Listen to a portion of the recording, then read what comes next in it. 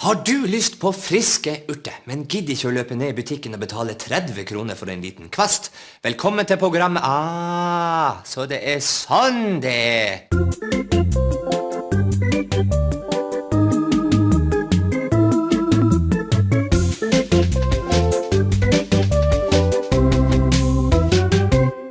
I dag så skal jeg lære deg hvordan du lager din egen urtehage. Og da trenger du frø, jord, en potte. Først og fremst er det viktig å snakke med planten, og her kan man ikke begynne tidlig nok.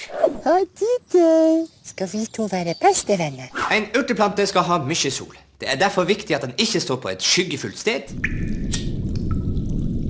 at den heller ikke står på et trekkfullt sted. Men viktigst av alt er at du ikke overlater stellet av planten til for eksempel en skjødesløs nabo.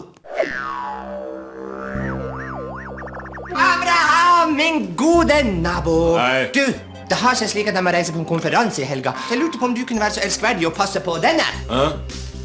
Tusen takk. Det er veldig viktig at han får mye sol, og at han står på et luns.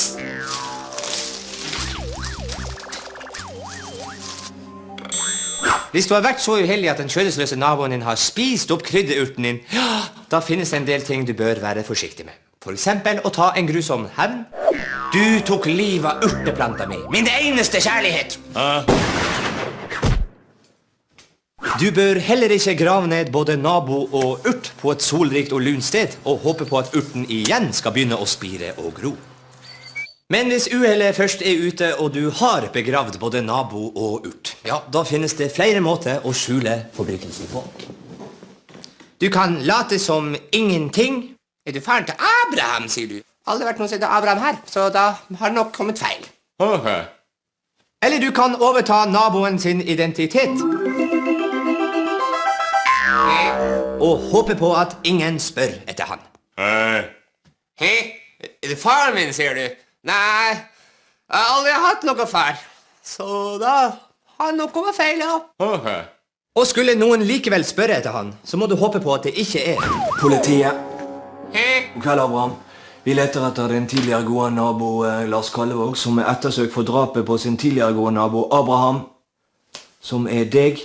Du er jo sprell-levende, så da velger jeg å avslutte saken, dra hjem igjen til familien min og for en gang skyld feire min sønns bursdag som fyller 12 år. Alexander heter han, litt av en krabat, full av liv, spiller fotball. Vi har nå fått oss en hytte opp på Geilo, og det er jævla greit for ungene rett ved skibakken. Skal opp der i påsken og kose oss. Ha det bra.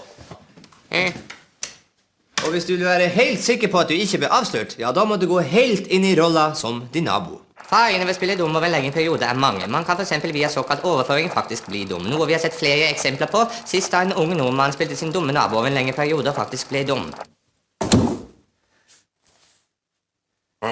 På den positive siden kan det å bli dum faktisk føre til at man blir ekstremt smart på et fagområde, såkalt idiotsavant. Dette hendte en gang med en nordmann med navn Abraham som klarte å løse det intet menneske har klart før, nemlig å reise tilbake i tid. Og har du først klart kunststykket å reise tilbake i tid, så er det en del årstall du bør holde deg unna. Dere har tatt feil, mann! Det var Jesus som gjorde det, det var ikke jeg! Jeg tenkte jeg skulle klippe deg litt sånn moderne. En sveis som kommer til å holde i mange år fremover. Såkalt rottehale. Sier du? En annen utfordring med å reise tilbake i tid som din nabo er de såkalte tidsreiseparadoksene. Tidsreiseparadoksene er mange. Hva vil for eksempel skje hvis man reiser tilbake i tid og dreper sin egen bestefar? Vil man da bli født, og hvorfor skal man drepe sin egen bestefar? I utgangspunktet min bestefar for eksempel var en av de snilleste mennesker jeg noen gang har møtt. Det største paradokset av alle paradoksene er det såkalte møte seg selv i døren-paradokset, hvor man altså reiser tilbake i tid og møter seg selv. Men har du først møtt deg selv som deg selv, så byr det på en rekke utfordringer og noen gode. Du kan for eksempel reise tilbake til din egen tid og ha det morsomt på din fars bekostning.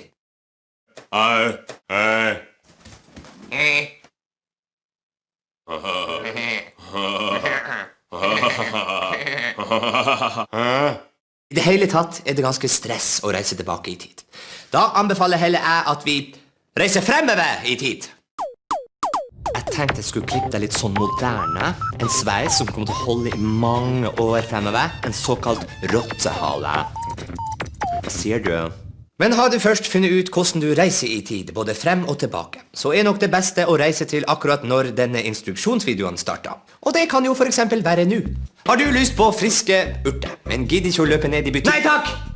Jeg liker ikke urter. Og liker du ikke urter, ja, men da er det ikke noe vits i for meg og meg å stå her og snakke om en urtehave. Vi ses neste gang. Takk for nå.